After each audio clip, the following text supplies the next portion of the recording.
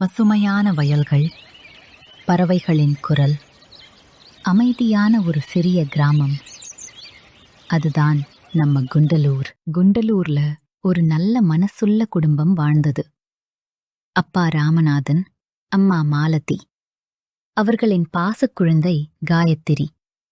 ராமநாதன் கிராமத்தில் பிரபலமான லட்டு வியாபாரி. அவருடைய ரகசியம் நல்ல பொருட்களும் நல்ல மனமும். ஒரு நாள் ராமநாதன் கடைக்கே நேரெதிரு கண்ணன் என்ற ஒருவன் புதுசா லட்டு கடைத்திருந்தான். ஆரம்பத்தில் மக்கள் ஆர்வத்தால் அங்கே ஓடினார்கள். குறைந்த விலையில் லட்டு. ஆனா அதன் பின் நடந்ததுதான் உண்மையான திருப்பம். சில நாளில் கிராமத்திலிருந்து இது போல புகார்கள். ஐயோ, லட்டு சாப்பிட்டதும் வயிறு வலி. பெரியவர்கள் விசாரிக்க ஆரம்பிச்சாங்க.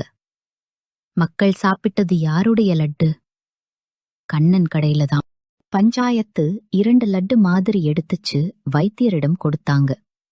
நேரம் கொஞ்சமாக உண்மை வெளிவந்தது.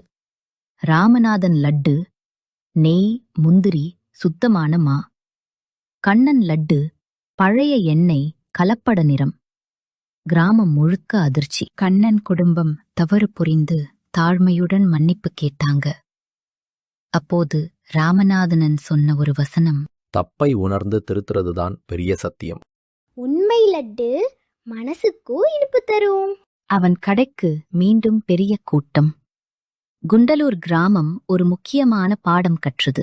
இந்த இனிய கதையை கேட்டு உங்களுக்கும் ஒரு நல்ல சுவை வந்திருக்கும் என நம்புறேன்.